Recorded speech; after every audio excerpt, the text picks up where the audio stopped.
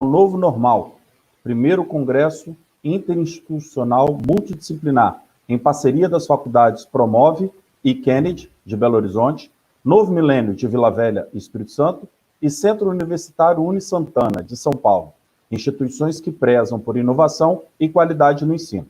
E por falar em educação de qualidade, não podemos deixar de citar a nossa campanha de vestibular do segundo semestre de 2020. Faça hoje mesmo a prova online e garanta descontos exclusivos. Para mais informações, acesse os sites das faculdades que seguem abaixo. Convidamos agora o professor Rodrigo Monteiro. Professor Rodrigo Monteiro, que temos a honra de recebê-lo aqui hoje, é doutorando em Estado de Direito e Governança Global pela Universidade de Salamanca, na Espanha, é mestre em Direitos e Garantias Fundamentais pela Faculdade de Direito de Vitória, é especialista em combate ao crime organizado, corrupção e terrorismo, também pela Universidade de Salamanca, na Espanha, é especialista em Direito Público pela Universidade Gama Filho, professor em pós-graduações diversas, instrutor do Ministério da Justiça, autor de obras jurídicas, promotor de justiça no Estado do Espírito Santo. Ele abordará o tema hoje, democracia e transparência nas contratações públicas em tempos de pandemia, esse tema tão atual, tão em voga, diante da pandemia aí, Covid-19. Rodrigo, seja bem-vindo, é uma honra recebê-lo aqui em nossas instituições. Olá, é um prazer estar aqui conversando com vocês. Quero cumprimentar o professor Marcos Vinícius, cumprimentar o professor Renato, que foram os autores desse convite. É uma alegria muito grande poder debater esse tema, que é um tema hoje muito caro para a sociedade brasileira. É um tema relacionado às contratações públicas em tempo de pandemia. Contratações públicas representam um assunto muito singelo, muito específico no nosso ordenamento jurídico, que dá aso a desvios de verbas públicas, aumenta as desigualdades sociais, e agora, em tempos de pandemia, precisamos ter uma atenção muito grande. Então, vamos conversar um pouco sobre esse assunto, falaremos de vários assuntos, e já eu queria pedir a todos que quem tenha perguntas para fazer, faça pelo chat, essa pergunta vai aparecer em tempo real aqui para mim, e eu vou responder essa pergunta, vou tentar responder imediatamente após a confecção da pergunta. Eu gosto muito do contato olho no olho, conversar, esse pele com pele, mas infelizmente em tempos de pandemia temos que nos adaptar às novas realidades, então essa forma do contato em tempo real pelo chat, eu acho que é uma forma de tentar minimizar esse afastamento. Espero em outras oportunidades poder estar com vocês pessoalmente para falar desse e de outros assuntos também. Enfim, vamos seguir agora com a nossa apresentação para que a gente possa dar um panorama desse tema que eu tenho a mostrar para vocês. Então, esse é o tema que a gente vai tratar hoje, democracia e transparência nas contratações públicas em tempos de pandemia.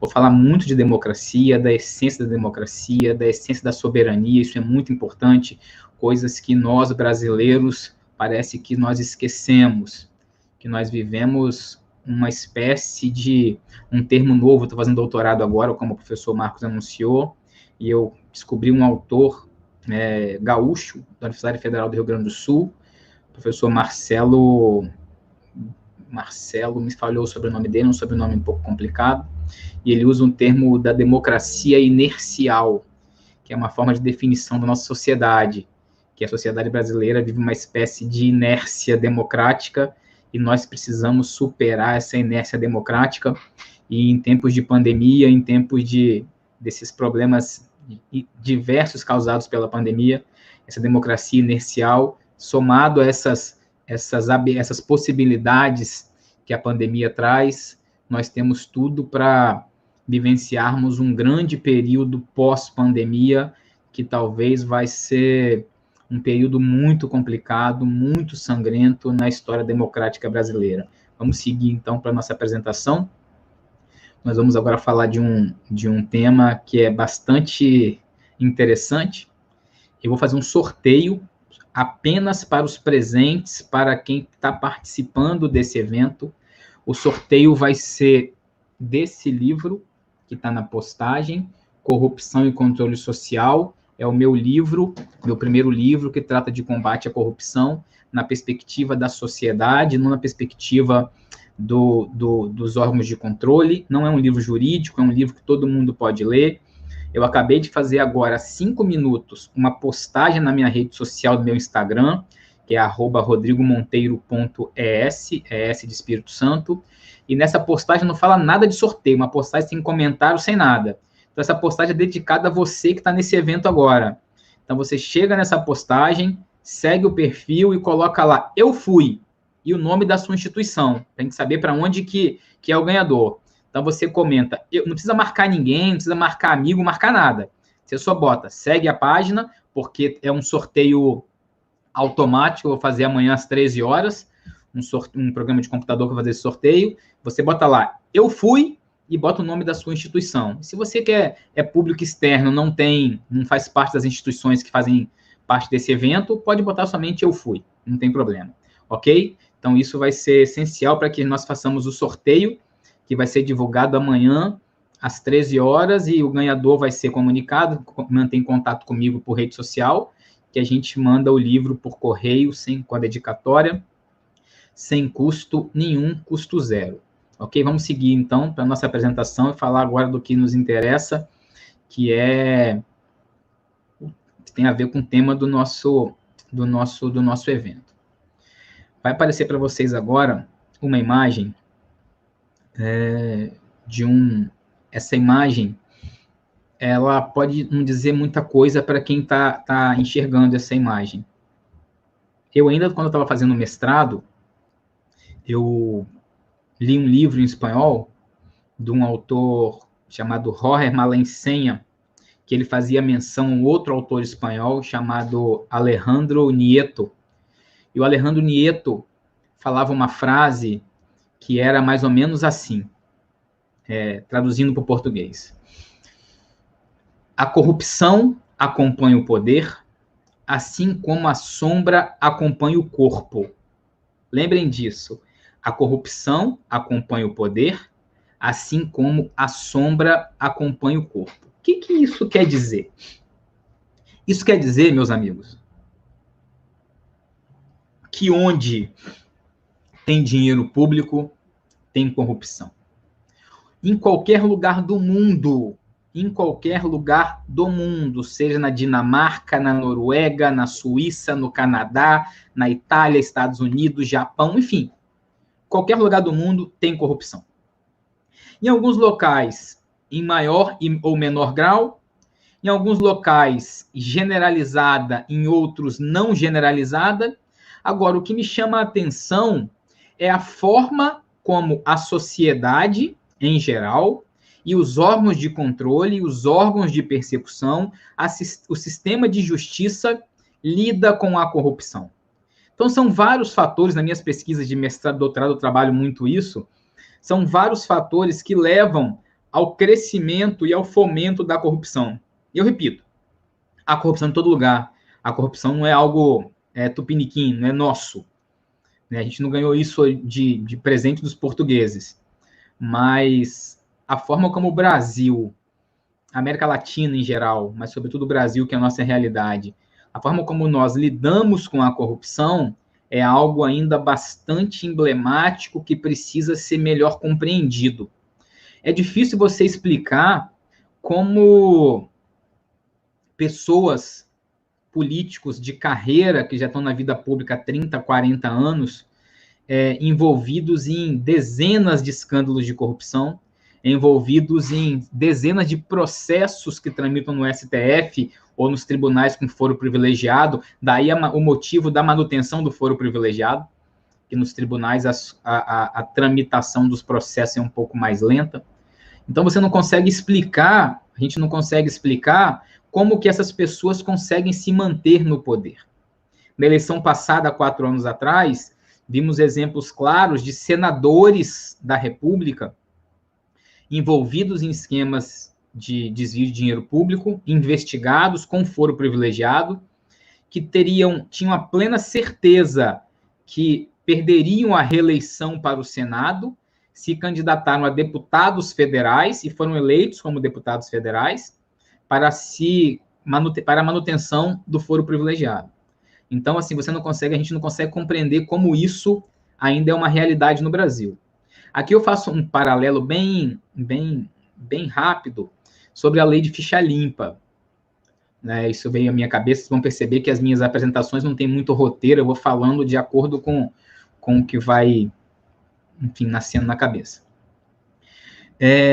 A lei de ficha limpa, fazendo um parêntese aqui, foi um avanço muito grande para nós brasileiros. Ela fez 10 anos agora, acho que tem mês de junho, maio, não lembro definitivamente, mas acabou de fazer 10 anos. E a lei da ficha limpa veio falar para a gente que o cidadão brasileiro ele é tão despreocupado com o exercício da cidadania, de dar valor ao seu voto, que o Estado foi obrigado, através de uma lei, ainda que de iniciativa popular, de falar para o cidadão, para o eleitor, olha, você não pode votar em candidato ficha suja. Vai explicar para um canadense, para um alemão, para um suíço, que no Brasil existe lei da ficha limpa? É difícil você explicar isso, porque nesses países em que há uma democracia sólida, uma democracia consolidada, e não uma democracia que ainda está engatinhando como a nossa, em países dessa natureza, com democracias consolidadas, não precisava de lei de ficha limpa, porque o próprio cidadão faz esse filtro. O próprio cidadão faz o filtro e não confere, não concede o seu voto para pessoas que são envolvidas com escândalos de corrupção. Então, o envolvimento com escândalos de corrupção é a aposentadoria precoce de um agente político. Mas aqui no Brasil nós temos houve a necessidade da lei de ficha limpa para que nós tenhamos a condição de receber um freio para que nós não sejamos compelidos a votar em candidatos que nós não podemos votar. Então, a forma como nós tratamos a corrupção no Brasil é algo que chama muita atenção.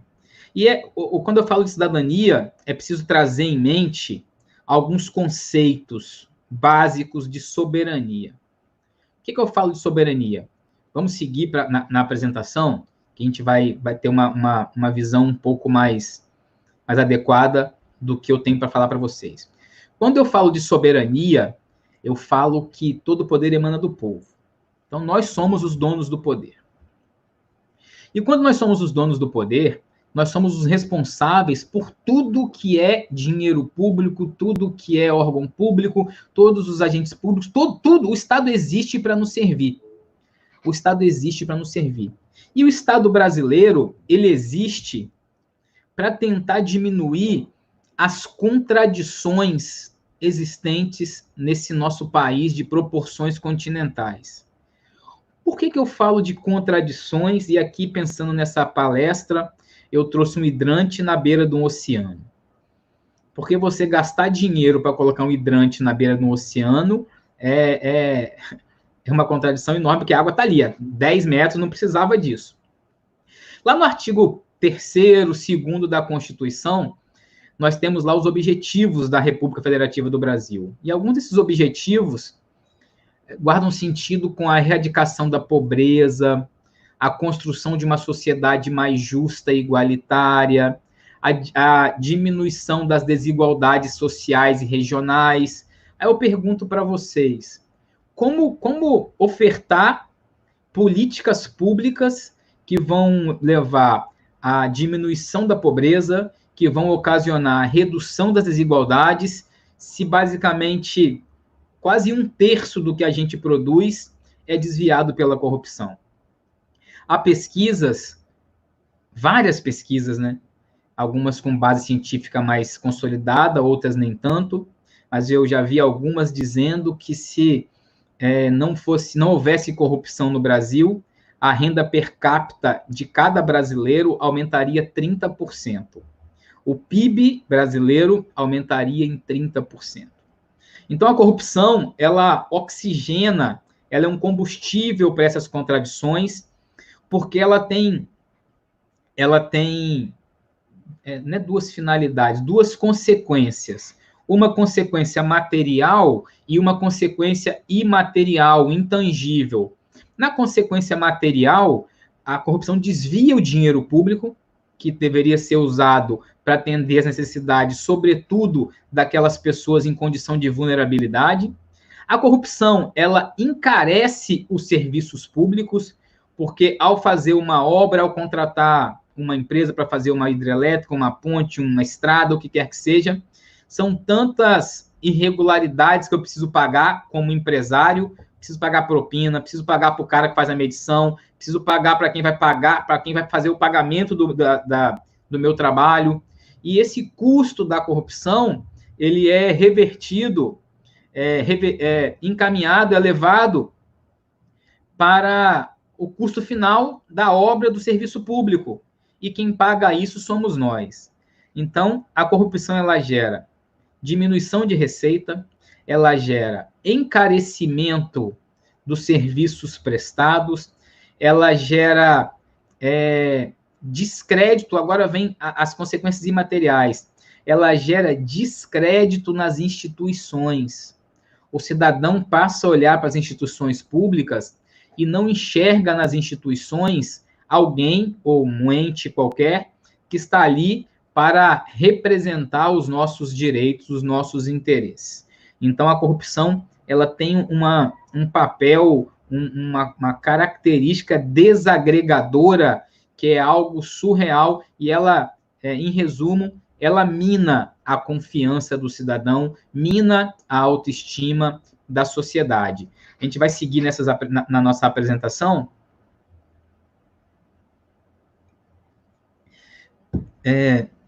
No nosso país, vivemos um regime democrático, mas eu gosto muito de citar uma frase da professora Fabiana Soares, que ela fala que no Brasil a democracia precisa ser democratizada.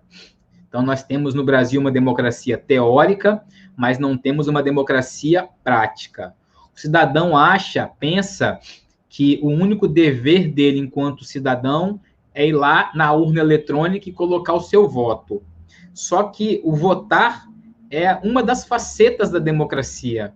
A gente não pode resumir o regime democrático, a gente não pode resumir o cidadão enquanto um animal político como tendo como única obrigação o ato de votar. Ser cidadão é muito mais do que isso. É você participar dos processos de tomadas de decisões governativas. É você compreender o mundo que te rodeia, o sistema que te rodeia, e, de alguma forma, você tomar parte desse sistema e influenciar, trabalhar para que as decisões que vão influenciar a sua vida, a vida do seu vizinho, a vida da sua sociedade, você, de alguma forma, possa participar dessas decisões. Então, eu trago um slide para vocês que eu falo que a democracia é um regime em que todos os cidadãos podem participar. Eu coloco podem, mas você entenda isso como um poder-dever. Na verdade, o correto é falar que os cidadãos devem participar diretamente ou através dos representantes eleitos. A democracia vem da Grécia Antiga, em que as pessoas, quando as populações eram menores, as pessoas se reuniam na Ágora, as antigas cidades gregas, e definiam verbalmente o destino da comunidade. Hoje isso é inviável em razão de vários fatores. Então, por conta dessa inviabilidade técnica, formal, material, enfim, foi criado o sistema representativo. Então, nós votamos, escolhemos os nossos representantes para que eles falem em nosso nome. Só que a Constituição Federal e as leis infraconstitucionais, elas conferem vários instrumentos, variados instrumentos, que vão permitir que o cidadão atue diretamente. Eu posso citar alguns aqui, mas na Constituição há vários. Por exemplo, iniciativa popular é uma forma do cidadão participar diretamente dos processos de tomada de decisões. Aforamento de ação popular, participação em conselhos municipais, Conselho do Idoso, Conselho da Saúde, Conselho da Criança e Adolescente. Por exemplo, o Conselho Municipal da Saúde, ele tem um papel fundamental de fiscalizar todos os recursos públicos da área de saúde. ele tem um papel fundamental, e é um conselho tripartite que é formado por membros do município, do estado, da União, a depender da origem do recurso, também formado por membros dos trabalhadores da saúde e por membros da sociedade. Então, é um conselho de uma relevância muito grande, e eu aposto que 90% de quem está assistindo agora essa nossa conversa sequer sabia que isso existia, ou se sabia que existia, sequer sabia do poder que esse conselho exerce numa administração. Para vocês terem uma ideia, eu, como promotor de justiça na área de improbidade administrativa, controle de patrimônio público, eu já trabalhei num processo em que o conselho fiscalizava de forma coerente a administração municipal de um município específico, e o prefeito, não satisfeito com os rumos do trabalho desse conselho, que é um conselho eleito, com mandato, com tempo, com as garantias, simplesmente destituiu o conselho através de decreto, num claro ato ditatorial, e por óbvio que ele respondeu a uma ação de improbidade, e ao final acabou sendo condenado. Então, esse slide que vocês estão vendo aqui agora, ele resume mais ou menos o que diz no artigo 1º, parágrafo único da Constituição. Fala mais ou menos assim, vamos falar desse artigo 1º, parágrafo único, algumas vezes ainda hoje.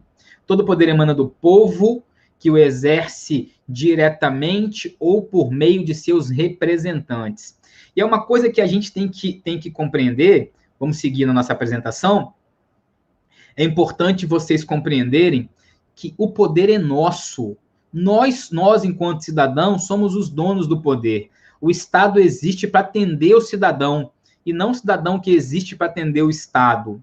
Então, nós precisamos nos enxergar como donos do Estado, como integrantes dessa máquina que todos juntos somos os proprietários do poder estatal. E quando, por exemplo, um menino, um aluno, alguém, ou você, sei lá, quem quer que seja, chega numa praça e quebra um pedaço de um banco. Isso aqui é de ninguém, eu posso quebrar. Ou então, quando alguém, um rebelde sem causa, querendo lutar contra o sistema, taca fogo, ateia fogo em ônibus, ateia fogo em órgãos públicos. É como se ele estivesse ateando fogo na sua própria casa. Então, nós somos os proprietários. Aí eu sou contra a corrupção, então agora eu vou atear fogo no prédio da prefeitura. Ótimo, se você é contra a corrupção, se você acha que a prefeitura e que o município é repleto de corrupção, de atos de corrupção, você vai tacar fogo no prédio da prefeitura e vai precisar de um novo contrato para reformar, para pintar, para comprar móveis novos, e é mais um gatilho para desvio de dinheiro. Então, você está sendo contraditório. Então, você não taca fogo na sua casa, você não ateia fogo na sua casa. Então, nós temos que pensar que nós somos a razão da existência do Estado. Isso eu não tiro da minha cabeça.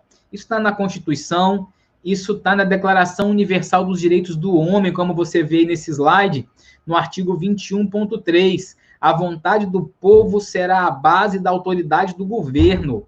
Então, a vontade do povo é que tem que ditar a autoridade do governo. Então, o governo tem que fazer aquilo que é importante para o povo. No direito administrativo, a gente chama isso de princípio da supremacia do interesse público, também princípio da indisponibilidade do interesse público. Tudo que é feito para e em favor do povo. As escolhas administrativas precisam ser feitas em favor do povo. Agora, nós precisamos nos enxergar, repito isso sem medo de ser repetitivo, que nós somos os destinatários dessas políticas públicas, porque nós que custeamos isso tudo, nós que pagamos nossos impostos. E eu já vi numa palestra, eu falando sobre isso, alguém levanta a mão e fala, professor, mas eu não pago imposto, eu não tenho emprego fixo, sou autônomo, eu sou ambulante, eu não pago imposto de renda, eu não pago imposto nenhum. Eu falei, cara pálida, a água que você bebe tem imposto, a energia elétrica que você consome tem imposto, a roupa que você veste tem muito imposto, a comida que você come tem imposto, quem paga tudo isso é você, meu amigo. Então você paga imposto sem saber. Você acordou, você pagou imposto. Você foi escovar dente, você pagou imposto. Paga imposto o tempo todo. Então somos nós que sustentamos essa máquina que ela existe para nos atender. Precisamos ter essa consciência que nós somos os responsáveis pela gestão da máquina administrativa. E o agente público que está lá, seja ele eleito ou não, no meu caso, eu sou um agente público concursado, a minha função é atender o interesse da sociedade. Vamos seguir na nossa apresentação, que a gente vai compreender um pouco melhor essa concepção. Aí eu trago para vocês o artigo 1º da Constituição. Todo poder emana do povo, que o exerce meio de seus representantes, eleitos ou diretamente, nos termos desta Constituição. Esse artigo, meus amigos, esse texto está no artigo 1º, e não está no artigo 1º por acaso, por coincidência. Ele está no artigo 1º da Constituição, porque ele é o artigo de entrada, é a abertura da Constituição. E tudo que vem depois do artigo 1º tem que guardar a sintonia com a Constituição, com o próprio artigo 1º. Ele é a base. Então, tudo que vem acima está sendo sustentado pela base. Então, você vai ler o artigo 37, o artigo 40, 41, 225, 127, 128, 129, que é o que está do MP, enfim, você vai ter que fazer essa leitura dos outros artigos constitucionais, lembrando, isso aqui existe, o artigo 37, por exemplo, caput, fala dos princípios administrativos. Esse artigo aqui, ele existe para dar fundamento ao artigo 1º, todo poder emana do povo. Se todo poder emana do povo, eu preciso entender que o princípio da legalidade, os princípios da legalidade, da impessoalidade, da moralidade, da publicidade, da eficiência, eles estão no texto constitucional para fortalecer o princípio da soberania popular, que é o que todo o poder emana do povo. Não existe ninguém que é dono do poder. Como a gente vai ver no próximo slide, nos próximos slides, não existe ninguém que é dono do poder. O poder é nosso. E me incomoda muito quando eu percebo cidadãos numa relação de subserviência com agentes públicos e agentes públicos numa relação de subserviência diversa em relação ao cidadão. O agente público chega num cargo público, seja por concurso ou por nomeação ou por eleição, e ele se enxerga como dono daquilo ali. Ele não é dono de nada. O vereador e prefeito, estamos em vias de ter uma eleição municipal, o prefeito não é dono da cidade, ele não é dono da chave, ele é apenas um gestor daquilo ali. É como se você que está vendo essa palestra, falar Simone, Cecília, Rosane, Robson, Débora, Jaqueline, Ana Cláudia e tantos outros aqui presentes, se tivesse uma padaria e você precisasse fazer uma viagem grande, a Débora Murielli, por exemplo, tivesse uma padaria e precisasse fazer uma viagem para fora do país, você deixar uma procuração outorgando poderes para uma pessoa específica tomar conta da sua padaria. Então, aquela pessoa, enquanto você estivesse fora, ela iria, em nome próprio, por procuração, defender um direito alheio. A pessoa, o seu procurador, em nome próprio, defende direito alheio, o qual ele deve prestar contas no momento oportuno. Então, o gestor público, ele está ali em nome próprio, defendendo um direito que não é dele, é um direito alheio. E como ele defende um direito alheio, vamos seguir na apresentação, ele tem que prestar contas. E a prestação de contas é próprio da democracia. A democracia se consolida com transparência e prestação de contas. Então, quando eu falo que todo poder emana do povo, eu estou dizendo que você que está aí me assistindo é o dono do poder. O prefeito, o governador, ele está lá como se ele fosse um procurador. Na verdade, como se fosse não. Ele é um procurador, porque ele está com um mandato. No caso da padaria, eu assino uma procuração e dou para quem está lá tomando conta da minha padaria. No caso do gestor público eletivo, o meu mandato é através do voto. E ainda que eu não tenha votado nele, não interessa. Ele foi eleito pela maioria e ele representa o todo. Ele não representa apenas quem votou nele, que é um equívoco muito grande, sobretudo em comunidades menores, em municípios menores. E quando você pensa de forma diferente que você não é o dono do poder, é como se você estivesse rasgando a Constituição. Eu boto na minha rede social, eu faço umas postagens de vez em quando. Eu fiz uma postagem há um tempo atrás, eu vi uma charge que eu republiquei, e eu gosto muito de falar isso nesses encontros, quando eu falo de democracia. Que você aplaudir, você enaltecer de uma forma exorbitante um político, um agente público que inaugura o calçamento da sua rua, que é algo que é obrigação dele fazer, ninguém me obrigou a ser promotor de justiça, eu não quero ser aplaudido quando eu estou num júri, que é o que eu faço hoje. Condenei a uma pessoa que tinha prova para condenar, eu não estou ali, muito obrigado, não, nem obrigado, é minha obrigação. Eu sou pago para isso, eu escolhi estar ali. Então, quando o prefeito ele escolhe estar ali, ele é pago para isso, o vereador é pago para isso, nós não temos que aplaudi-lo. Fala, é sua obrigação.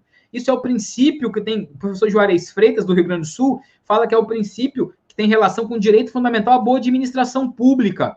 Então, esse princípio nos diz que é dever do agente público ser honesto, ser probo e ser eficiente. Então, quando nós enaltecemos um administrador público, um agente público em geral, por ele fazer a sua obrigação, eu brinco dizendo que é como se nós fôssemos ao caixa eletrônico e quando passasse o seu cartão, agora nem passa mais cartão, na biometria, sacar R$100 da sua conta bancária, você chegar lá e bater palmas para o caixa eletrônico. Você bate palma para o caixa eletrônico para ele te dar R$100 que é do seu dinheiro? Não, isso é uma incoerência. Como é uma incoerência, eu falo, esse prefeito é o melhor porque ele calçou a minha rua. É obrigação dele calçar todas as ruas, botar remédio no posto de saúde, fazer o médico trabalhar, diminuir o gasto excessivo, diminuir o pagamento indevido de horas extras, cortar cargos comissionados, diminuir o custeio. É obrigação dele. Isso não é favor, isso não é favor. Eu consigo enxergar isso, não é porque eu faço doutorado, fiz mestrado, não, é porque eu tenho a plena consciência do meu papel enquanto cidadão. Então, enquanto cidadão, eu tenho a plena consciência que o agente público está ali para me servir. Não me servir pessoalmente, não é isso, mas servir o coletivo, em nome do princípio da supremacia do interesse público, que está lá vinculado ao princípio da soberania popular. Todo poder emana do povo. A gente segue na apresentação, nós vamos ter uma noção, com algumas charges, que vão trazer essa noção exata. Eu gosto dessa charge, que tem ali um parlatório, alguma coisa assim, um palanque, eu não lembro o nome disso quando tem nas assembleias, nas câmaras legislativas. Se alguém lembrar, bota o nome disso aí. Como é que é o nome, Marcos? Quando o deputado está falando lá, o vereador, enfim, eu esqueci o nome, me falhou o nome desse local. Então, quando o vereador, o prefeito, o promotor, o juiz, enfim, delegado, o policial fala, ele está falando em nome do povo. Então, essa charge é muito interessante, que ele fala em nome do povo. Ele está falando em nome próprio, defendendo o direito alheio. Então, ele está ali, senhores, esse aqui é isso, tal, ele está falando em nome da sociedade. Então, é isso que a gente precisa entender. Ele está lá para poder nos defender, alguém lembra do nome desse negócio aí? Eu esqueci agora. Tribuna, isso, o professor Marcos falou aqui comigo. Tribuna, né, professor Marcos? Tribuna, isso aí. Tá na tribuna, me falhou. Eu estava aqui, se eu não lembrasse do nome, eu ia perder meu raciocínio. Que bom. O cérebro é dividido em algumas partes, eu ia perder meu raciocínio. Obrigado por me lembrar que ele está lá na tribuna da Câmara Municipal. Então, quando ele está lá, ele está falando em nosso nome. Né? Então, ele está defendendo, como eu disse, é uma legitimação extraordinária. Ele está em nome próprio, defendendo meu direito, meus interesses. Repito, não meu, Rodrigo, mas meu enquanto sociedade. E é essa noção que eu queria que vocês tivessem. Essa leitura que eu queria que vocês tivessem. Para quando você for votar num vereador, votar num prefeito, não vote em alguém, esse cara aqui é simpático, esse cara... Não, vote em alguém que vai agregar para você. Você é empresário, pense em alguém que vai trazer alguma coisa para a sua cidade que vai poder aumentar suas vendas. Você é estudante, que vai melhorar a vida da escola, que vai fiscalizar melhor o transporte escolar. Então não tem que votar em qualquer um. Nosso voto é muito importante. O nosso voto é muito importante. O professor Renato pergunta, a reforma política seria fundamental, não acha? Precisamos, diante do regime atual, pensar em radicalizar uma mudança. Eu concordo plenamente. Nosso sistema político eleitoral ele é engessado. Esse sistema proporcional que faz com que uma pessoa tenha 10 mil votos para vereador não é eleito e o outro com 500 votos é eleito, isso é uma coisa surreal. É difícil explicar isso para um homem médio.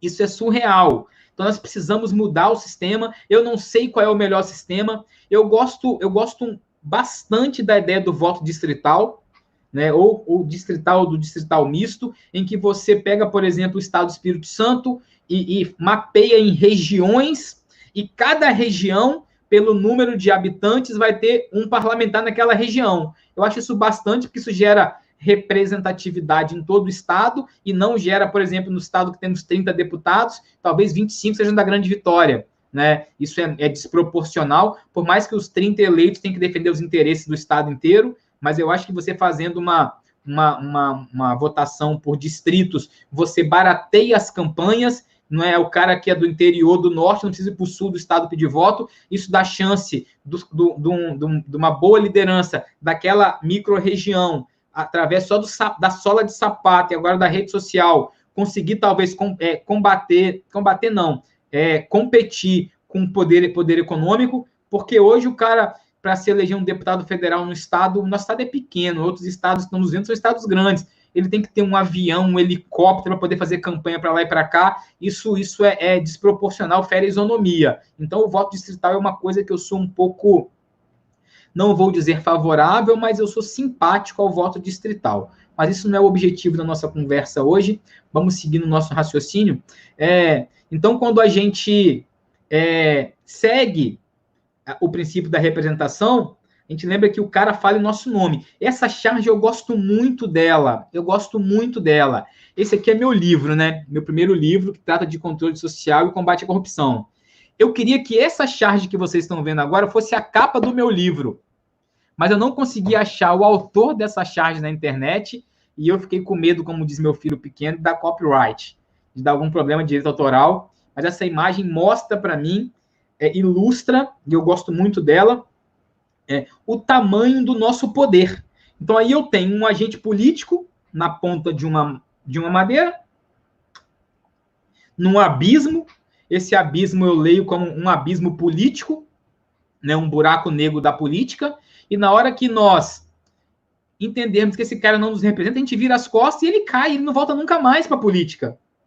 Ele não volta nunca mais. Então é isso que eu queria que vocês compreendessem, sobretudo em tempos de pandemia, que estamos há 3 meses de uma eleição, 4 meses de uma eleição, e precisamos compreender em quem nós vamos depositar a nossa procuração. Quem que nós vamos querer que nos próximos 4 anos tome conta da nossa padaria? Quem que você vai querer? E agora, com essa questão de pandemia, nós viveremos efeitos econômicos na administração pública por anos. E eu vou dizer daqui a pouco consequências que estão sendo vivenciadas agora em tempos de pandemia, mas que terão efeitos por anos e anos. Então, precisamos ter essa consciência de quem vai gerir os nossos destinos. E essa eleição municipal, eu acho ela muito importante, porque eu penso que no Brasil, a solução para os nossos problemas, ela não virá de cima para baixo, não virá um mágico, um líder, num tapete mágico, numa carruagem voadora, para resolver os problemas no estalar de dedos. O brasileiro acha que nós temos uma espécie também de democracia delegativa, que a gente delega a resolução dos problemas para um salvador da pátria e achamos que o candidato, que o político A ou B vai resolver os nossos problemas. Quem dera se fosse fácil assim. Eu digo sempre para os meus alunos na pós-graduação que a resolução dos problemas do Brasil é uma resolução contramajoritária. O que isso quer dizer, meus amigos? É uma resolução que ela vem de baixo para cima. Precisamos começar a definir os problemas da nossa sociedade através do que eu chamo de microsistemas. Nós temos vários microsistemas. A sua família é um microsistema, o seu condomínio é um microsistema, o seu emprego, o seu trabalho, a sua igreja, o seu bairro, o seu município, o seu distrito, você que mora no interior. Então, se você consegue resolver os problemas sociais na sua comunidade, você, enquanto cidadão, se enxergando como dono do poder, e você consegue colaborar na solução desses problemas, você está dando um passo à frente e trazendo o que é o princípio da soberania popular para o campo material, para o campo fático, que é o cidadão resolvendo seus problemas. Nós não temos que esperar a resolução de cima para baixo. Por isso que eu sou um grande admirador do municipalismo, entendo que o município deveria receber mais recursos do que recebe, o dinheiro deveria ficar mais no município e menos no governo federal, porque a demanda está ali, no olho do cidadão, está ali, ao alcance da mão dele. Então, as demandas do município, elas são as nossas demandas, são demandas que estão aos nossos olhos. Precisamos, por isso, escolher de forma mais adequada. E quando a gente escolhe, a gente precisa controlar, fiscalizar. A democracia, o controle e a fiscalização são próprios da democracia. E o que é a democracia na administração pública? Bobbio nos diz que a democracia ela tem que ser pensada como se fosse uma casa de cristal, uma casa de vidro, e que quem está dentro dela sabe que quem está fora está vigiando. Ele não sabe se naquele momento alguém está vigiando, mas ele sabe que ele pode ser controlado e fiscalizado a qualquer momento. É o que nós chamamos na filosofia de efeito panóptico, ou aqui é o Big Brother Brasil. Algo tipo Big Brother Brasil. Então, quem está lá sabe que em qualquer momento vai ter alguém. E quando você fiscaliza a administração pública, você joga luz na administração pública, você reduz as possibilidades de ocorrência de práticas de corrupção. Porque a corrupção ela floresce onde há pouca ou nenhuma luminosidade. Esses dias eu conversando com um colega, ele falou, professor, o que mata os fungos é a luz. Colocou os fungos na luz, eles morrem. Então a corrupção ela não se dá bem com transparência, com luminosidade. Vamos seguir nossa apresentação. Eu fiz uma pergunta. Qual é a ferramenta essencial ao exercício do controle social? Vamos achar essa resposta na sequência da nossa conversa. A maior ferramenta para esse exercício, para a fiscalização do poder público, é a transparência. Sem transparência, nós não conseguimos compreender o que o governo, o que o Estado, o município está fazendo, o que ele está gastando, por que ele gastou daquele jeito, quais foram as motivações da política pública que trouxe esse gestor. Por que ele escolheu reformar o hospital ao invés de construir uma creche? Tudo precisa ser fundamentado. Tem um princípio na administração pública, no direito constitucional, que é o princípio da motivação. As decisões administrativas, elas precisam ser motivadas. E para que elas precisam ser motivadas? Porque precisam ser controladas. A Simone nos diz, que os brasileiros precisam entender para praticar. Só assim o Brasil se tornaria uma grande nação. O conhecimento é tudo para uma mudança real. É verdade, Simone, isso aqui é o nosso papel da academia, das instituições de ensino superior. É nesse momento, como a Rosemary também está dizendo agora, que nós estamos exercendo o nosso papel de transparecer, de compartilhar conhecimento. Então, se você me perguntar assim, Rodrigo, o que você pensa quando você deixa sua família atrás daquela porta? Daqui a pouco meu filho vai dormir, eu tenho um filho pequeno, especial, eu boto ele para dormir toda noite, hoje eu não vou fazer isso, porque ele dorme cedo. Quando você abre mão de algumas coisas, eu estou exercendo o meu papel de cidadão. Eu não estou aqui como promotor de justiça, isso aqui não me agrega nada como promotor, mas como professor, eu não sou vinculado a nenhuma dessas instituições, mas eu estou aqui como um cidadão para compartilhar um pouco do conhecimento que eu tenho angariado com esses anos de estudo. Então, o que eu queria era plantar a semente. Nessas conversas que eu tenho nas instituições, eu tento plantar a semente do que tem uma professora da USP, que é a Maria Vitória Benevides, que ela fala da cidadania ativa. Precisamos nos olhar no espelho, meus amigos, e nos enxergarmos como cidadãos e não como indivíduos. E hoje, na sociedade brasileira, na sociedade latino-americana em geral, nós vivemos uma sociedade que ela é formada por indivíduos e não por cidadãos. E a cidadania, ela não é formada, ela não é construída por indivíduos, sim por cidadãos. E o maior inimigo do cidadão é o indivíduo. Eu fazendo pesquisa, estudando, eu vi um estudo na Alemanha, uma pesquisa feita numa grande montadora de... Daqui a pouco eu vou falar da transparência de novo. Uma grande montadora de automóveis da Alemanha. Um pátio de estacionamento para 1.000 carros, mais ou menos. Os primeiros funcionários da empresa que chegavam para trabalhar paravam os carros nas vagas mais afastadas, deixando as vagas mais próximas da portaria para os seus colegas que eventualmente tivessem um problema, se atrasassem. Eles fazem assim com base no princípio da confiança. Pensando o seguinte, olha, se amanhã eu me atrasar por qualquer motivo, meu filho adoeceu, furar meu pneu, eu sei que a minha vaga vai estar ali me esperando no local estratégico para quem esteja atrasado. No Brasil, o brasileiro não só para na vaga mais próxima, como ele para na vaga de deficiente físico. Meu filho como eu falei, especial. Depois que ele nasceu, passei a ter uma visão, uma percepção um pouco diferente de acessibilidade, essas coisas. Assim, chega a doer o coração quando você vê veículos de 200, 300 mil reais, pessoas com poder aquisitivo enorme, numa camada social que todos nós almejamos, que não respeita as regras básicas de cidadania. Então, o cara que para o seu carro numa vaga de deficiente, de pessoa com deficiência, para seu carro no rebaixamento de calçada, é o mesmo cidadão, o mesmo indivíduo, corrigindo, que amanhã, quando ele se for eleito para um cargo público ou tiver possibilidade de lidar com dinheiro público, ele vai desviar o dinheiro público, é uma questão de princípio, questão de valores. Então, a nossa sociedade, ela ainda é formada por indivíduos. É uma coisa que me chama muito a atenção nos momentos mais básicos do dia a dia. Olha o trânsito. Pega quem já saiu do país, o trânsito de um país desenvolvido, todo mundo respeita todo mundo, não tem esse monte de sinal de trânsito. Nos Estados Unidos só tem a placa de stop, não precisa de semáforo. Na porta de escolas, você tem que reduzir a velocidade. Ainda que seja sábado, domingo, você tem que reduzir a velocidade. E você não reduz a velocidade com medo da multa. Não! O cidadão reduz a velocidade porque ele sabe que é o correto a fazer.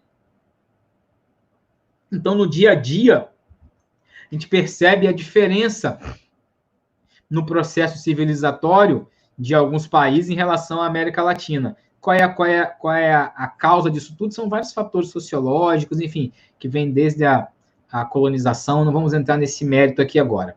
Mas eu perguntei agora há pouco para vocês qual é a melhor ferramenta para exercer o controle da administração pública. É a transparência. Vocês, enquanto cidadãos, precisam entender que nós temos o dever fundamental de fiscalizar a coisa pública, de acompanhar a gestão pública. Eu sou promotor de justiça. Hoje eu trabalho numa promotoria de júri. Só trabalho com homicídio hoje. Mas até pouco tempo atrás, minha promotoria era de patrimônio público, que a gente chama de controle de patrimônio ou improbidade administrativa, que é o que eu gosto de trabalhar. Eu estou numa promotoria criminal hoje por uma questão de carreira, eu espero sair na primeira oportunidade. Mas já estou há 5 anos numa promotoria criminal e não consigo me remover. Eu, como promotor de justiça do patrimônio público de uma cidade aqui do Espírito Santo, uma cidade grande, até cidade interior, mas uma cidade de porte grande para o nosso padrão, eu não tinha condição de saber tudo que acontecia na cidade, mesmo numa cidade de 20, 30 mil habitantes. Se o vereador desvia dinheiro público, por exemplo, faz uma coisa que está na moda aí na imprensa, que chama de rachide ou rachadinha, fica com parte do salário da remuneração do seu assessor, e ninguém vai me contar, eu não tenho como saber. O Ministério Público não tem bola de cristal. Se o vereador, presidente da Câmara, ele superfatura contratos e o dinheiro ele desvia e coloca o nome de um laranja que compra fazenda, carro, imóvel, enfim, e ninguém conta isso para a gente não tem como saber. Então, o cidadão ele tem uma característica que nós, órgãos de controle, nós não temos, que é a onipresença, a onisciência. O cidadão está em todo lugar. Ah, mas eu não quero que você vira um fofoqueiro. Não é isso. Agora, se você mora na sua casa ali há anos, você tem um vizinho que mora ali também há um tempão, sempre teve um padrão de vida linear. E hoje ele se elege vereador ou um assessor de vereador, vai para um cargo em comissão, para a comissão de licitação da prefeitura, enfim. E de uma hora para outra, o padrão de vida desse... E você sabe quanto ele ganha, porque se você for no portal, você sabe quanto que ele ganha. De uma hora para outra, o padrão de vida desse cara dá um salto estratosférico. Ele passa a andar com roupas mais caras, relógios, viagens, ostenta isso em rede social, muda o carro, compra fazenda, faz festas e festas na sua casa. Você tem que pensar, aquilo ali é com meu dinheiro. Alguma coisa está errada. Eu vou chegar na ouvidoria do Ministério Público, você pode fazer isso de forma anônima, não anônima, de forma sigilosa, que sigilo é diferente de anonimato, são duas coisas diferentes. Então, assim, ó, Ministério Público, eu não quero me identificar, mas o senhor fulano de tal é assessor do vereador Beltrano de tal, e ele tinha um padrão de vida muito humilde, de um tempo para cá está ostentando muito dinheiro, uma qualidade de vida completamente diferente, viagens, a mulher viajando, Europa, e eu gostaria que fosse investigado porque alguma coisa está errada. Com uma informação dessa, eu starto uma investigação. E o cara vai começar a ser investigado sem nem saber. Só que na investigação, se eu descobrir que ele ganhou uma herança, tá no imposto de renda dele, ele não vai nem saber que foi investigado. Eu vou arquivar a minha investigação. Então, vocês não têm noção o que uma denúncia anônima simples, ela pode levar a uma investigação linda. Uma investigação linda. Eu tive uma investigação uma vez, eu trabalhava num município de cerca de 30 mil habitantes, que eu recebi embaixo da minha porta da promotoria, eu dormia na promotoria, eu tinha um puxadinho lá, que eu não saía nem para dormir, para vocês acharem que ser promotor não é sempre glamouroso, e alguém botou cópia de um cheque de R$800 no envelope e não falou nada. Esse cheque era de uma autarquia e estava nominal a um salão de beleza. Eu comigo, a autarquia não dá cheque para salão de beleza. A autarquia dá cheque para quem presta serviço, e quem presta serviço pode até repassar o cheque, mas o cheque estaria nominal ao prestador de serviço. E começamos a investigar um trabalho de formiguinha, chegamos a um desvio de mais de 3 milhões de reais, por conta daquele cheque que foi colocado sob a minha porta.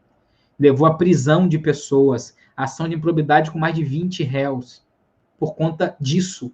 Então, são pessoas que sabiam da irregularidade e levam para a gente. Então, agora, para que as pessoas saibam das irregularidades, precisamos de transparência na gestão pública. Mas, como tem na apresentação que eu trago para vocês agora, o que é transparência? O que é transparência? Vocês sabem o que é transparência? Vamos seguir nossa apresentação. Transparência, ser transparente, é você gerar em quem recebe a informação a capacidade de receber essa informação, raciocinar e mudar a sua compreensão. Então, a transparência, ela é muito mais ampla do que a publicidade. A transparência, ela tem a capacidade de fazer você receber a interlocução daquela mensagem e falar assim, opa, compreendi. Aí eu pergunto para vocês, essa planilha que vocês estão vendo, eu tirei de um portal de transparência. Alguém consegue entender o que é isso? Isso é transparência? Nunca! Isso não é transparência, isso é publicidade.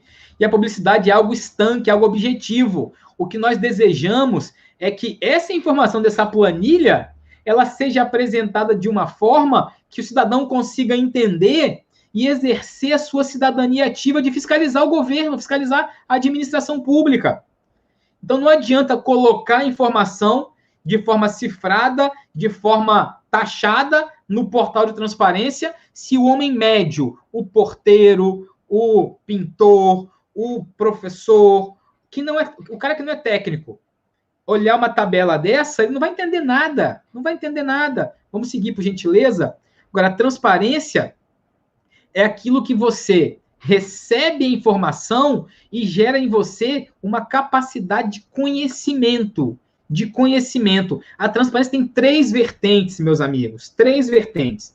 Eu tenho três vertentes que formam o direito à transparência. Eu tenho o direito de me informar, que é o direito de pedir informações, que é a transparência passiva, que é o que a gente reputa que deveria ser cada vez menor. Eu tenho o direito de ser informado, que é a transparência ativa. A informação tem que estar lá, à minha disposição. Eu não tenho que pedir informação com base na lei de acesso à informação para ser informado. Tem que estar lá. Quando eu peço a informação que não está no portal, alguém tem que parar para me atender, isso gera custo. Então, o portal ele tinha que ser autossuficiente e responder todas as minhas perguntas. Então, eu tenho o direito de ser informado, o direito de me informar e o direito de informar. Então, eu busco a informação e eu posso passar ela para frente no exercício de cidadania. Agora, se a informação está truncada, como que o meu cérebro vai olhar aquela informação e vai conseguir assimilar aquela informação? Como veremos agora nos próximos slides, o destinatário da informação pública, o destinatário das informações que são prestadas pela informação, eles têm que ter a capacidade de processar, compreender e utilizar essas informações. Agora, um cara que é técnico em contabilidade, um contador, um advogado, eu, promotor de justiça, enfim, eu consigo compreender uma informação daquela, mas o homem médio não consegue. Então, ele não consegue utilizar aquela informação. Isso não é cidadania. Eu não consigo exercer a fiscalização da gestão pública com base naquela informação. Isso é impossível. Isso é impossível. A democracia exige que as informações elas sejam dotadas de substância. Perfeito. Seguiremos agora com a apresentação. Agora nós estamos com 1 hora de apresentação. Temos meia hora, depois vamos abrir para perguntas, enfim. Então, eu tenho que ter a fiscalização para eu poder ajudar os órgãos de controle, Ministério Público, Tribunal de Contas, CGU, AGU, controladorias, a exercer o controle e combater a corrupção.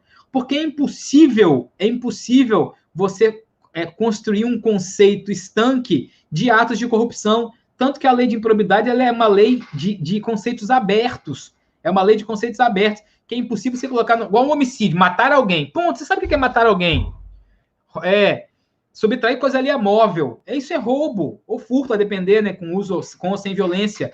Então, quem recorrer quando o MP está dentro do esquema de corrupção? É até triste ver uma pergunta dessa, mas você pode recorrer, à corregedoria local do Ministério Público, e quando você achar que a corregedoria também não está dando a atenção necessária, ao Conselho Nacional do Ministério Público.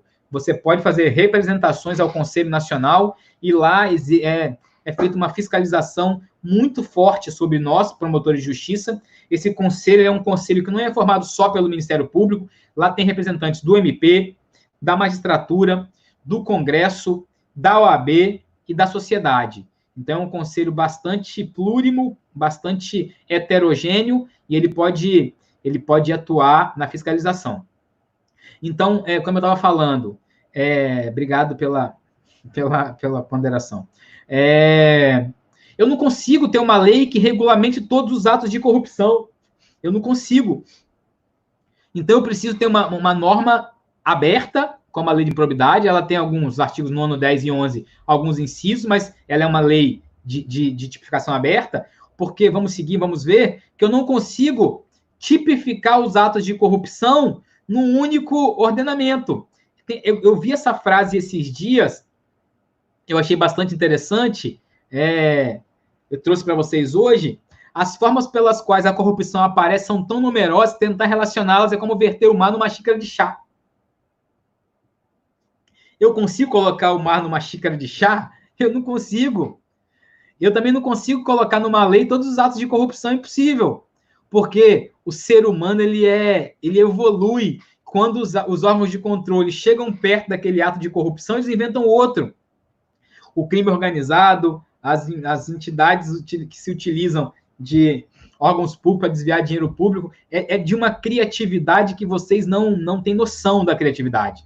Vocês não têm noção. Cada dia é uma coisa nova, cada dia é uma coisa nova. Eu, enfim, estou à disposição das instituições de ensino aqui que fazem parte desse complexo, me coloco à disposição para um outro evento, para falar sobre a lei de improbidade pontualmente, vamos falar de casos concretos, é bastante interessante, vou mostrar uns exemplos, falar assim, Rodrigo, você está de sacanagem comigo.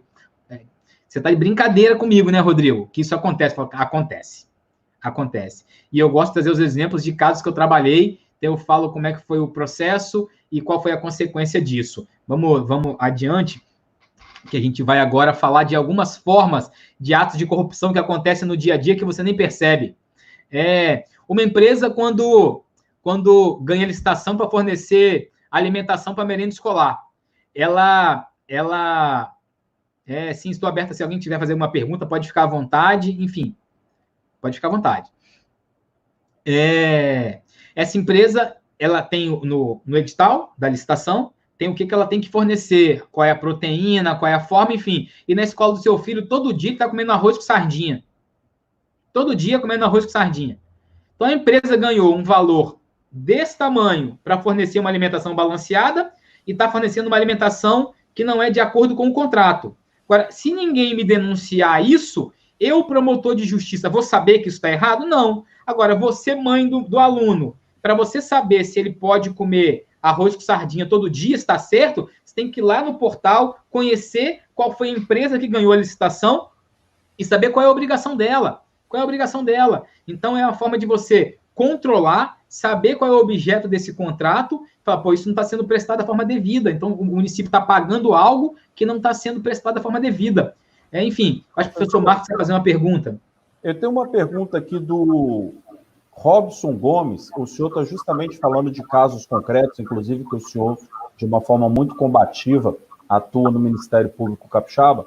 E um aluno trouxe à baila aqui uma pergunta que é a seguinte: professor, trabalho em uma empresa pública, recebo um vale combustível arredondando aí por volta de R$300, e todo mês vem uma recarga média de 3.000, e imediatamente debitam 2.700. Como que eu posso fazer uma denúncia nesse sentido? Porque acreditam 3.000, tiram 2.700 e só deixam os 300, que devidamente é o que ele tem. Mas eu diria para você, ó. Saiu aos olhos isso. Onde há fumaça, há fogo. Onde há fumaça, há fogo. Eu não sei se você é do Espírito Santo. O MP do Espírito Santo tem um aplicativo chamado MPES Cidadão. MPES Cidadão. Que você baixa o aplicativo, você vai em ouvidoria e você faz uma denúncia lá, mantendo o seu sigilo. Você não precisa falar que desconta do seu salário, da sua remuneração. Olha, tomei conhecimento que na autarquia tal, o vale combustível dos servidores é R$300, mas se você buscar, pesquisar, os servidores estão recebendo 3.000 de crédito e está sendo debitado 2.700. Eu queria saber se isso está previsto no contrato, para onde vai esse dinheiro. É importante que o promotor fiscalize isso. Ponto. Agora, se o seu estado não tem esse aplicativo, você entra no site do seu Ministério Público e vai na ouvidoria e faz uma representação. Ou você pode ir na promotoria fazer formalmente por escrito. Há vários... Agora, eu não te aconselho a fazer por escrito, que você vai ser perseguido, óbvio, né? Então, eu aconselho fazer usando o sigilo que a norma te garante. Então, você pode fazer, se for aqui no estado, pelo aplicativo, se for em outro estado, pelo próprio site do seu Ministério Público. Entrei no site do seu estado, se for empresa pública, estadual, municipal, e acessa a ouvidoria, faz denúncia. Isso aí, Alexandre Soares é assessor nosso da promotoria de Mucurici, uma das nossas referências, é um menino muito bom. Só fazer sua denúncia, não tem problema, em qualquer Ministério Público. Só denunciar, e é isso que a gente quer, porque se você não passa essa informação para a gente não vai saber. E eu aposto com você, alguma coisa errada nesse contrato tem. Não estou dizendo que tem desvio, mas pelo menos algo formal de irregularidade tem. Você pode ter certeza disso. Pode ter certeza disso. Ok? Então vamos seguir com a apresentação. Então, se você não conhece o que está sendo entregue para a sua escola, você não vai saber que está errado. No hospital, a mesma coisa. Você trabalha no hospital, isso é para quem tá lá dentro, tem mais informações privilegiadas. Cada hospital recebe, hospital filantrópico, especificamente, por internação que é feita numa sigla chamada AIH, Autorização de Internação Hospitalar. Então, se foram 200 internações no mês, passa para o SUS e o SUS repassa o dinheiro. Só que muitos hospitais superfaturam isso. Então, assim, em vez de foram 200, fala que foram 400 e pega o nome de qualquer pessoa, inventa lá na hora, pega nome de eleitor lá e vai inventando para o hospital ganhar mais dinheiro. Agora, como é que o promotor vai saber disso? Não tem como saber. Não tem como saber. Como no próximo exemplo que vocês vão ver agora, na próxima charge, do caminhão do lixo, que é a charge seguinte.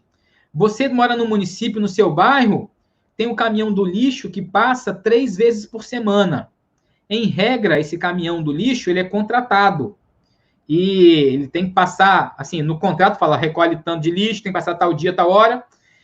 Se ele passa 2 vezes por dia, quando ele sempre passou 3, certamente ele está recebendo para passar 3 e está passando só 2.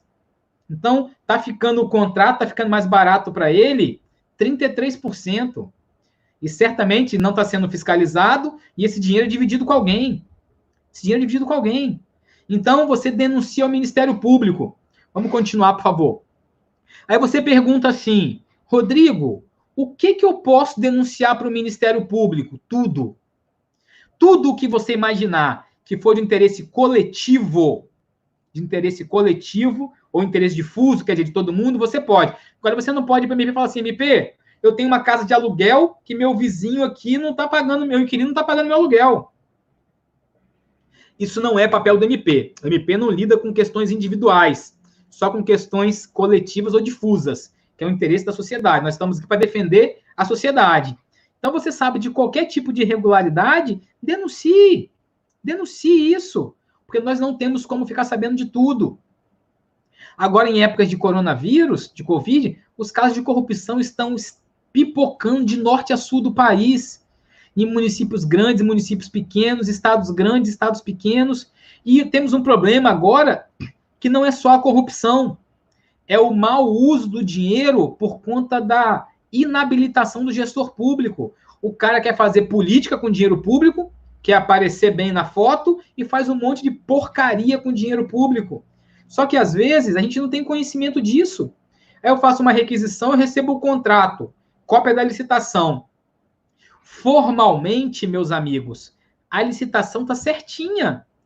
As empresas que participaram estão lá, os preços estão lá, tudo certo. Agora, se vocês não avisarem que a irregularidade está lá na execução do contrato, a gente não vai ter bola de cristal.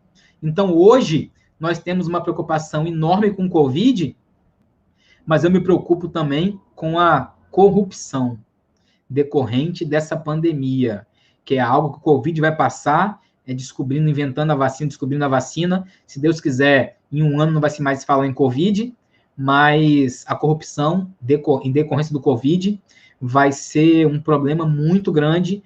Eu trouxe agora alguns casos, algumas charges e alguns casos concretos de corrupção envolvendo a pandemia, que nós vamos começar a mostrar agora no próximo slide.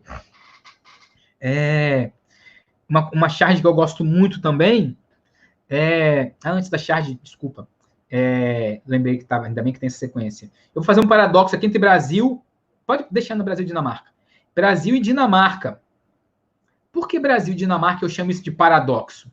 Em razão da pandemia, foram criadas facilidades para o gestor público para ele poder contratar com mais rapidez, com mais agilidade.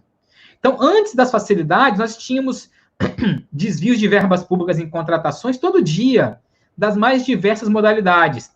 Agora, com a pandemia, foi preciso trazer para o agente público, isso foi necessário, algumas facilidades para dar agilidade na contratação. Só que eu falo de paradoxo Brasil-Dinamarca, porque as facilidades trazidas foram pensadas numa realidade dinamarquesa, com uma valoração dinamarquesa, mas estão sendo aplicadas na cultura brasileira. Na cultura brasileira. É algo, surreal. Vamos seguir na apresentação. Eu trago aqui o ranking o mapa da corrupção de 2019 da Transparência Internacional. Mostra quais são os países em que há mais corrupção e os países em que há menos corrupção. A Dinamarca é o país onde a sensação, a percepção de corrupção é o menor no mundo. E o Brasil o Brasil tem crescido negativamente nos últimos anos. Esse ranking de 2019 foi divulgado agora em fevereiro agora de 2020. O Brasil estava na posição 96, foi para 99, acho que 102, agora está na posição de número 106. Então, perdemos aí eu citei alguns países aqui, Uruguai, Chile, Portugal, Argentina, Colômbia. Estamos ali perto do Peru, acho que se não falha a memória, da Bolívia. Enfim, então a percepção da corrupção, podemos seguir, por gentileza? A percepção da corrupção no Brasil ela é muito forte. Então, assim, nós temos uma sensação que a corrupção está em todo lugar, né? E de fato está muito próxima da gente. Então, voltando a esse paradoxo Brasil-Dinamarca, eu falei Brasil-Dinamarca, a Dinamarca é o país em que há o menor grau de percepção. Nós criamos aqui, o legislador criou alguns institutos para facilitar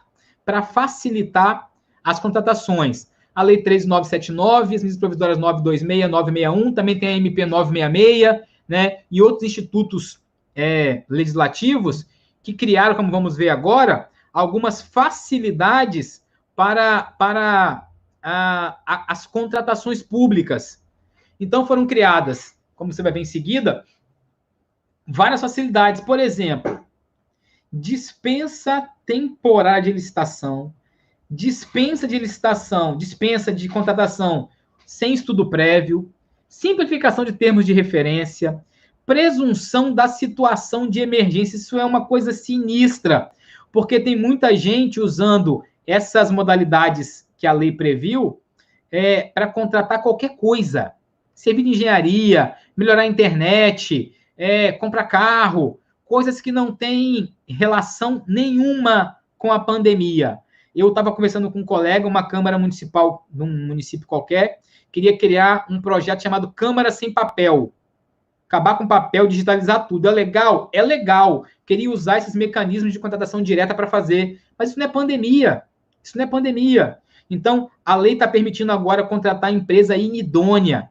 É empresa que já foi condenada por improbidade. Permite contratar empresa que está devendo ao fisco com dívida trabalhista, que a lei normalmente não permite. Permite o pagamento antecipado. Meus amigos, pagar antecipadamente quem vai prestar serviço público é você rasgar o dinheiro público.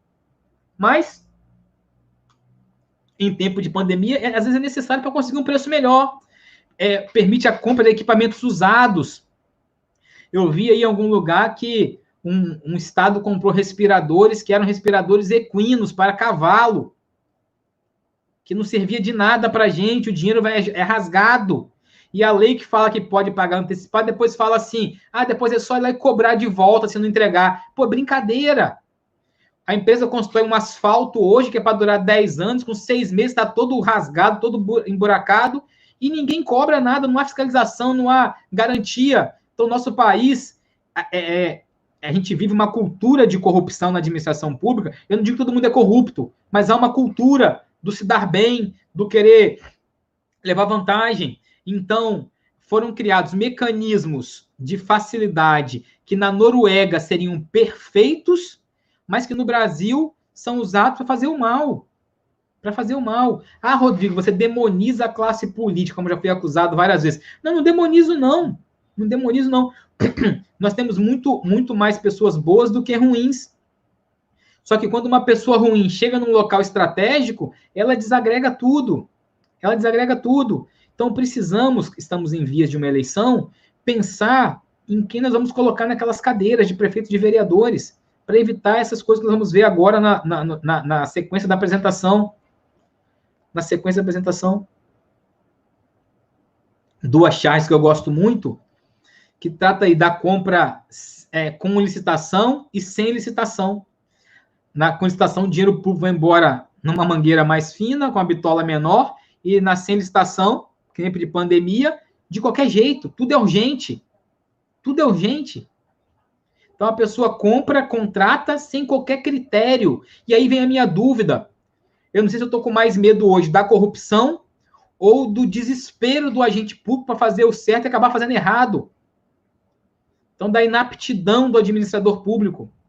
Sinceramente, eu não sei o que eu tenho mais medo. Se é hoje, da corrupção ou da falta de critérios técnicos para usar o dinheiro. O próximo slide também traz uma charge que eu compartilhei na minha rede social há algum tempo. Enquanto houver dinheiro público sem licitação, o pico da pandemia será adiado para o mês seguinte. Lembram disso? A pandemia vai ser daqui a 2 semanas, daqui a 2, daqui a 3, semana que vem, a maio, em junho. Então, enquanto houver dinheiro público para gastar, é lucrativo ter pandemia. Tem muita gente, meus amigos, que está adorando a pandemia. Tem muita gente ficando rico com a pandemia.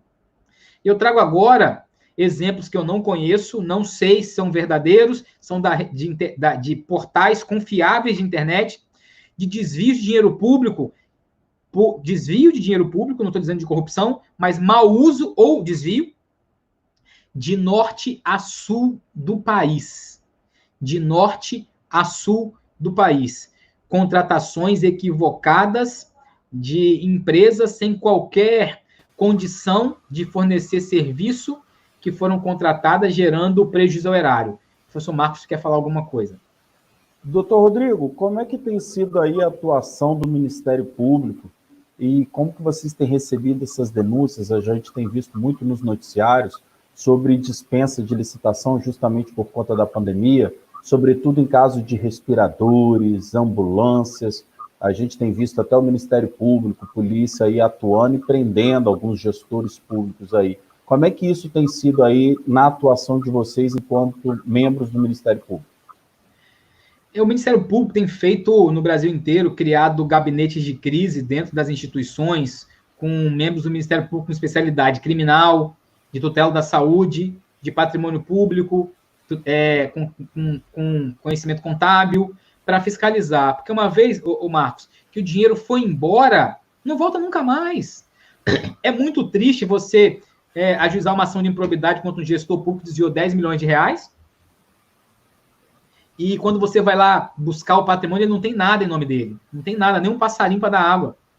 Então, a gente está fazendo um trabalho preventivo muito grande, uma fiscalização, exigindo que os portais de transparência sejam claros, que haja portais específicos para tratar das despesas de Covid, da pandemia. Então, nosso trabalho hoje, nesse momento, ele é muito mais de fiscalização, de prevenção, do que de repressão. Agora, a fiscalização, a prevenção não foi suficiente, tem que reprimir. Aí são essas operações que a gente tem visto de norte a sul do país, que levou à prisão de secretários.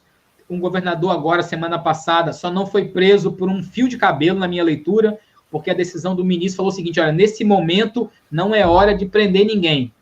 Decretou a busca e apreensão na residência do governador, bloqueio de bens. Então, por hora, não vejo necessidade de prender. Não prendeu porque era essa questão de estabilidade. Se não fosse a pandemia, teria prendido. Leitura que eu faço pela decisão que eu li. Mas secretários municipais e estaduais sendo presos de norte a sul do país. De norte a sul do país. A gente vai ver agora, na continuidade da apresentação, alguns exemplos que não são fake news, são exemplos verdadeiros de contratações equivocadas. Esse foi na Bahia, se não me falha a memória. O governo da Bahia comprou respiradores de uma empresa chinesa que não existe. Então, não adota as cautelas de estilo, como o dinheiro é público, acha que público é de ninguém, compra de qualquer jeito. Então, compra de qualquer jeito, não adota as cautelas que têm que ser adotadas. No próximo slide, eu acho que é de Santa Catarina. Santa Catarina gasta 33 milhões em respiradores fantasmas. Salvo engano, Santa Catarina comprou respirador de uma empresa que vendia bebida alcoólica. Empresas que não tinham a capacidade para vender essas coisas, de uma hora para outra, mudam o estatuto, mudam o KNAI e passam a vender respirador de um dia para o outro. Então, é difícil. Mais uma notícia. Irregularidades no Amapá. Irregularidades no Amapá. Então, gente, de Santa Catarina para o Amapá. Então, é de norte a sul do Oiapoque ao Chuí. Essa daqui é no Rio de Janeiro. A polícia faz operação contra a fraude na saúde usando máscara, luva e álcool. Tem uma outra notícia do Rio de Janeiro, se não me falha a memória, é a próxima, que fala em desvio que chega a R$1 bilhão. 1 bilhão. MP de conta aponta sobre preço em compra de respiradores da China pelo governo de São Paulo. 433 respiradores, também em São Paulo. Então, falamos Amapá, Paraná, Santa Catarina, Rio de Janeiro, irregularidades no Pará. Essas irregularidades levaram salvo engano, à prisão do secretário de Estado. Não lembro se ele foi preso ou se ele foi afastado, mas foi achado dinheiro público, dinheiro na casa dele. Contratações irregulares no Rio de Janeiro. Essa notícia que fala que o desvio pode chegar a R$1 bilhão, se eu não estou equivocado. Tudo decorrência do coronavírus. A próxima, acho que vai chegar... R$1 bilhão é essa. Desvios na Secretaria de Saúde do Rio de Janeiro, né? Equívocos na Secretaria de Saúde do Rio de Janeiro. Acho que o próximo é do Amazonas ou é do Espírito Santo, não lembro. Espírito Santo. Não estou dizendo que é corrupção, mas o governo comprou tendas para fazer atendimento móvel com preço absurdamente acima do valor de mercado. Tanto que essa contratação ela foi revista posteriormente. O governador do Amazonas é alvo de buscas, isso aqui é de semana passada, 30 de junho, alvo de buscas por fraudes na saúde. Essa aqui que faltou pouca coisa para prender o governador. Se você ler a decisão do STJ, verá que ele não foi preso por pouco. Essa aqui, o repórter traz as informações dizendo que a procuradora chegou a pedir a prisão do governador e o STJ não concedeu por algum motivo específico, mas o MP chegou a pedir a prisão. O MP pedir a prisão de um governador é porque o negócio está muito feio. Está muito feio. Eu trouxe essa informação para dizer, para mostrar. A PF pediu a prisão, o MP pediu a prisão, e o ministro negou. E olha o que ele fala. Olha o que fala na matéria. Ao menos neste momento, a prisão não se justifica. Então, quando ele fala que neste momento não se justifica, pode ser que no momento futuro, essa prisão pode estar vindo aí, pode estar no forno. Não sei. Estou dizendo isso com base no que eu vi na decisão. Né? E nós temos uma arma, estamos acabando aqui já, uma arma fundamental para exercer esse controle social. Temos um mecanismo, assim, mais forte que um revólver do que uma pistola. Que arma é essa que o cidadão tem que ele pode exercer essa fiscalização, exercer o controle e colaborar com o Ministério Público? Olha que arma. Seu telefone celular. Esse telefone celular você grava, você filma, você printa, você faz tudo. E baixando os aplicativos de fiscalização, por exemplo, do MP Capixaba, que é o MPS Cidadão, você consegue, que é esse aplicativo que vocês estão vendo aí, você consegue mandar áudio, vídeo, foto, fazer o que você quiser, anexar o que você quiser, e quando você manda, gera um número de protocolo, depois pelo site do MP você pode acompanhar o andamento da sua representação, você cadastra o seu e-mail, se você quiser, tem aqui na parte superior esquerda, esse aqui ainda é o layout antigo, mas tem na ouvidoria, só você clicar na ouvidoria e cadastrar sua representação. Acho que no próximo slide vai mostrar como é que é o layout da representação. Aqui, ó. Cadastrar sua representação. Você bota anexo o que você quer e você segue e faz a denúncia que você quiser do ônibus que está passando lotado demais no seu bairro, o caminhão do lixo, ao vale alimentação, ao vale o ticket combustível que está sendo acreditado um valor acima, enfim. Então, você pode usar seu telefone para isso tudo. O smartphone hoje faz parte da nossa vida, né? Faz parte da nossa vida. Estamos caminhando para o fim. Essa é a frase da professora Fabiana que eu gosto de citar. No Brasil, a democracia, há necessidade de se democratizar a democracia. Precisamos nos converter de indivíduos para cidadãos. É uma coisa que eu falo sempre nas minhas apresentações. E esse livro que um de vocês vai ganhar, né? Tá aqui. Cadê para lá de cá? Né? É o livro que eu trato disso, do controle da corrupção a partir da sociedade, né, da própria sociedade. Enfim, eu acho que a gente está indo para os finalmente. Eu trago de novo esse slide, essa imagem, está lá na minha rede social, no meu Instagram, rodrigomonteiro.es. Repito, lá não está falando de sorteio, esse sorteio é só para vocês. Então, chegue lá, siga o perfil, porque o site que eu uso para fazer o sorteio exige isso, e coloque lá, eu fui. E se você quiser colocar o nome da sua instituição, vai ser legal para a gente saber da onde que é o aluno que ganhou. E se você não é aluno, não é público externo, só coloque eu fui. e eu vou fazer o sorteio amanhã, 13h.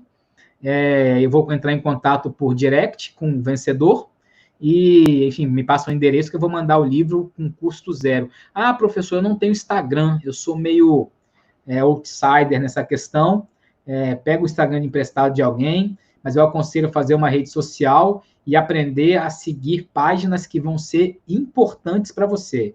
Segue Congresso em Foco, CGU, Ministério Público, AGU, a minha página no Instagram, meu perfil que traz meu perfil não é pessoal, é profissional, quase uma prestação de serviço. Segue Transparência Capixaba, Transparência Internacional. Você pode usar a rede social a seu favor. Não fique refém dela. E, enfim, pode seguir o Neymar, a Bruna Marquezine, quem você quiser seguir. Mas é importante seguir perfis que serão úteis na sua formação, sobretudo quem é estudante de direito. É importante seguir o STF, STJ, TSE, TCU, enfim. Eu trago várias postagens do STJ, por exemplo, para as minhas aulas de pós-graduação. Então, eu uso a rede social a meu favor. Aprendi a usar isso com o tempo. Eu acho que, emendando na pergunta do colega, qual seria a diferença entre compliance empresarial e acordo de leniência entre as empresas do setor público? Então, o compliance é você fazer o autocontrole, né? O compliance empresarial é você exercer mecanismos internos de autocontenção para que a sua empresa não pratique atos de corrupção. E os acordos de leniência, a empresa que praticou atos de corrupção, reconhecidamente, ela faz acordos com a administração pública e esses acordos têm algumas condições de devolução do produto que foi desviado, pagamento de multa, criação de mecanismos de compliance, e é muito importante as regras de compliance, porque algumas empresas grandes só contratam empresas menores que têm um compliance officer forte. Então, hoje, você tem um compliance forte, um compliance bem atuante, é até uma forma de você reduzir custos, porque se você tem uma empresa e um funcionário seu pratica um ato de corrupção, passa aí assim no jornal, ABC exportadora de café envolvida em escândalos de sonegação fiscal. Você, proprietário da empresa, nem sabia disso. É um diretor seu, um funcionário lá que está fazendo isso. Agora, se você tem um compliance forte, você evita que a sua empresa pratique atos ilícitos e você fortalece até a sua marca. Isso é muito importante. Isso na Europa é um conceito consolidadíssimo. Isso está chegando agora com bastante força também no Brasil. Eu acredito que nós encerramos. No meu último slide tem lá depois eu vou passar para o último slide, que tem meus contatos, minhas redes sociais, enfim. Isso aí. Então, tem ali algumas obras que eu tenho do assunto, meu Instagram, meu Facebook, eu tenho um canal no YouTube que eu estou começando a alimentar agora também, falando sempre sobre controle da administração. Meu e-mail é esse aí que vocês estão vendo aí, rodrigomonteiro.es. Eu estou à disposição, me manda e-mail, vamos conversar, vamos interagir pelo direct do Instagram, enfim. Espero que tenham curtido. Para mim foi um prazer muito grande. Espero que a gente possa se encontrar outras vezes, de preferência presencialmente, no olho, que eu gosto muito mais desse bate-papo do que por esse meio virtual. Rodrigo, meus parabéns. Você sempre de forma brilhante, explanando de um tema de suma relevância, muito atual, justamente por conta dessa pandemia aí e esses casos de escândalo e dispensa de licitação. Parabéns pela palestra, parabéns pelos ensinamentos. Gostaríamos de agradecer imensamente a sua participação aqui hoje, com este assunto super relevante. Queremos agradecer a você também que está aí na sua casa assistindo a nossa live e lembrar que este congresso acontece até o dia 24 de julho, até sexta-feira da semana que vem ainda, ok? Para você, aluno que acompanha essa live, conheça a campanha Amigo Indica Amigo, indique um amigo para estudar com a gente na nossa instituição e ganhe descontos na mensalidade. Quanto mais amigos você indicar, maior será o seu desconto. Você também não pode perder o período da rematrícula com condições especiais. Para maiores informações, consulte os sites das faculdades que seguem logo aí embaixo. E não esqueça também de ir lá na rede social do Rodrigo Monteiro. Repete aí, Rodrigo, @rodrigomonteiro.es. @rodrigomonteiro.es, vai lá na rede social dele, como é que é? Hashtag lá, bota o quê? Eu fui, eu participei. Eu fui. eu fui e você vai participar desse sorteio aí, desse super livro, dessa prata da casa daqui do Espírito Santo, que é o nosso professor Rodrigo Monteiro. Parabéns, Rodrigo, parabéns você aí de casa por participar desse evento de tamanha magnitude. Grande abraço para todos. Obrigado, boa noite. Um abraço a todos, foi um prazer.